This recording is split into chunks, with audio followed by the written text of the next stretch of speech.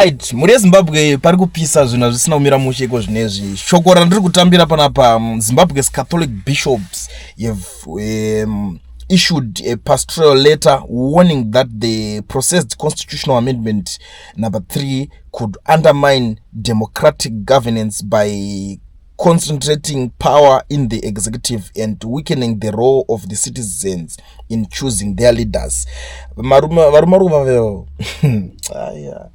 one thing janduziva kanaona nyaya dzakusvika apa ndechekuti madhara aya kana vatanga kuuya vakutaura nditi kune zvimwe zvinhu zvokuti munogona kungoti haningi ndiani kwataura haningi ana basa haningi musiya muzera anongotaura zvisina ningi madhara aya vanogona kushaya power rekumisa chinhu ichi but vane influence yekuti chinhu chacho chitese chekuti vanhu vacho vari kuda kuzviita vavhure nzeve kudai so votanga kuona the other side. Kana muchiremember imi munoona mapresident eworld yese kusanganisira vananga vana Trump nani vaingoenda vachinoonana nemapope yo, but ukaona mabishops aya vane power futi rekuti vanokwanisa kunyora zviri kuitika ereport votonyora kuendesa koko kune mukuru wavo kuti apo izvezvo zvapope wacho izvi zvaapo izvezvo vanokwanisa kutoendesa votonomunyorera kuti mukuru kuno kuti kusangana nechallenge yakadai ukazoona tsamba yako bva neikoko manje not kuti vanokwanisa kuti takukubatsira kutonga kuti takukutongere zviri kuitika but vanokwanisa kungoisa influence ngokuti aiwa koiwo wakuita sei vanhu ko wai uda urutanga muda urambidza vanhu kuita zvinhu. That's why muri kuona zvinhu zvazvingonzi vana veZimbabwe ndo vari kubvuma kudhara vanhu ava vaigona kungoita zvinhu zvavo vega kepele vobva vatopedza but vari kutanga vamboti aiwa mhuri yeZimbabwe iri kumboti zvakati saka ngatimbomira timbonzwa vana veZimbabwe zvavari kutaura toda kuzoti tizouya chakati taakutoisa kanguva kawo madays vakaisa mazuva I think it's about 3 to 4 days dzekuti vanhu vachinge vachisvika vachikwanisa kunge vachidiscuss but zvinhu zvatakatonotisawo pamadays akatoiswa iwo mahours acho mashoma iwe hakuna nyinji inomeka sense unzi vanhu public unzi kuda kudiscussa nezveconstitution votanga na 2 o'clock vachipedza nguwai ani mukuzviona ende zvinoisa vanhu in danger because unongoti vanotanga kuisa maposts ava vanodaiwa ngavangoti vanhu ungana pese mutaure nyaya idzodzo feel free to discuss these issues then muchiudza imi vanhu because kana kunzvimbo ikoko kuchinge kune kansela ngaaenda anobvunza vanhu kuti nai kana kuti MP obvunza vanhu kuti vanhu nzvimbo iri free kwamuri kuti tinge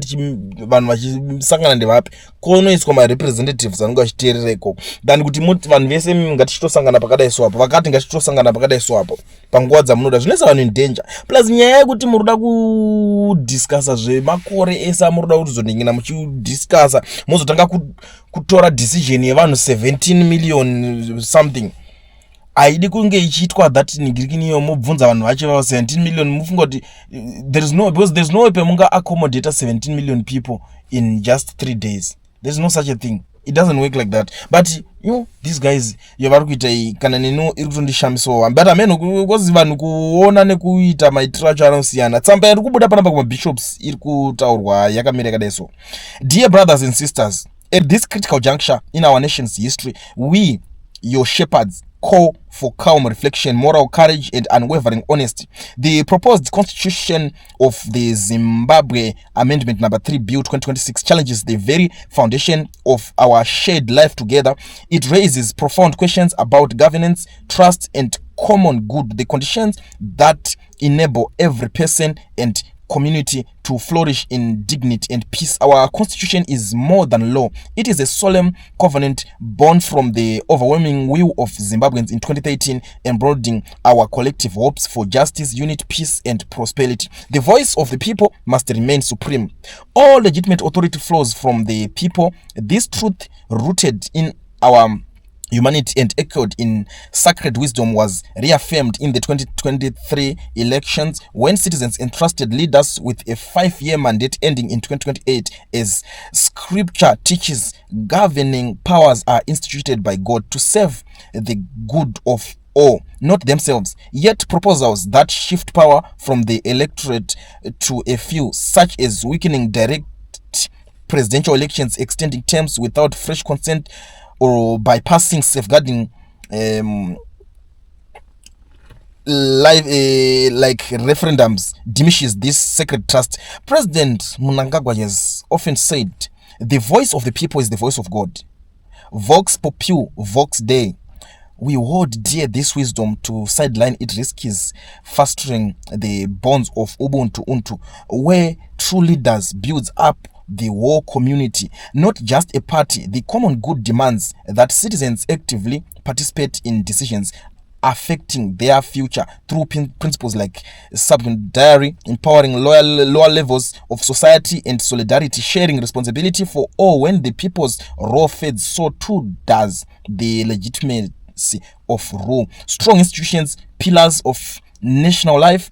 Peace endures not by force, but through fair, transparent, and independence. Institutions, elections, justice, and reconciliation bodies must serve every citizen equally, fostering healing in our divided land. Weakening electoral oversight, judicial appointments, or commission for peace erodes public confidence and deepens wounds. As the psalmist proclaims, "Happy is in the nation whose God is the Lord, the people whom he has chosen as his heritage." A blessing realized tsamba yacho yakazoreba futi chingoenda yakadaro, but in short guys kuti chi hanzi vakomana chokwadi chinokunda, truth prevails. Ngatimbomira kuita zvinhu zvekuamenda chinhu chese icho chichi. A call to all citizens. This is a moment for prayerful responsibility, not fear or strife. Stay informed, speak wisely, and act peacefully. Embody truth, justice, and mutual respect, values that transcend creed and unite us as one people. Saka zvese zviri kutaurwa mutsamba yavo ine kukura kwayakaita, ndati munozopedzisa kunoverenga ikoko ndangotsvaga pekuti tingokwanisa kunge tichita se tichingonopedza. Hatidi kuti tirambe tichingonoramba tichingodzokorodza tichingotaura nyaya iyoyi. Madhara aya vari kuzviramba, zvinhu zvamuri kuita izvozvo hazvisi right. And chandiri kutoona panapa in short pari kunzi history will judge you. Mabishops anyora tsamba iyi vanosanganisira Reverend Raymond Mupandasekwa, and Reverend is the Reverend of Masvingo, administrator of Chinoi Does ZCBC, President Reverend Radolf Nyandoro, Bishop of Gweru, ZCBC Vice President retired Reverend Raphael M. Ngube, Bishop of Wange, and we have Reverend Arasin Ndlovu, Archbishop of Harare, Reverend Alex Thomas SVD, Archbishop of Bulawayo, Reverend Paul Horan of Ocam of Bishop of Mutare, Reverend Isbes J. Nyati, Bishop of Gokwe. Saka pasanganiswa mutsamba wanu, but masanganiswa muno mwana ngangweso line rake tabata pamukubhaisa pakadai apizva series mabishop sori kuzvirambonya iyoyi. Amen. Kana vari kuramba imimi muri kutoa kudii nenyaya iyoyi, because the most important part is to know kuti imimi varidzi vechinhu chacho. What's your take on that? Because kana vemachechi vacho vakuzviramba, because kune mamwe machechi akawanda vari kuzongobudikira vachidairira nyaya zvisiri izvo.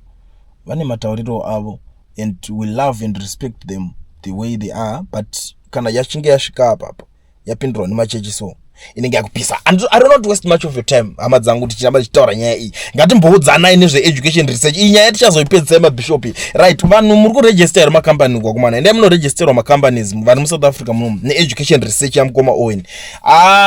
Na Owen vari kubata basa. Namba dziri kubuda pafly idzodzo, torai namba idzodzo idzi munotasi muregister macompany, movhurirwa maFNB business accounts as long as uri muSouth Africa usina permit. Ana Owen ava ndoshasha manje, ukangobata ipapo ngoti mukoma Owen please help me kuti ndikwanise kuvhurawo company yangu ndiite zvinhu zvangu zvinondifambira nguva yacho. Unoziva kuti usasare nenguva, usasare netime. Idzi nyaya dzedu dzematongerwo enyika hadzipere, tinoona paswera panapa, but ndoda kuti ndikataura nyaya dzematongerwo enyika ndokutipiraiwo zvinhu zviri kunakidzawo zviripo, dhiri riripo rinoita kuti upenyu hwako uende kumberi. Saka register macompany, muvhurirwa maFNB business account as long as if you are in South Africa. Kana uri outside South Africa uchida register company zvekare muSouth Africa, vanokwanisa futi kukuitira ivava vanhu veeducation research. Mukoma Owen ishasha and vari reliable, affordable. Haumbonide kutravela kuenda kwavari ba, vanokuitira vari kwavari ikoko, iwo uri kwauri ikoko. Saka unozodei, gara wabata panamba.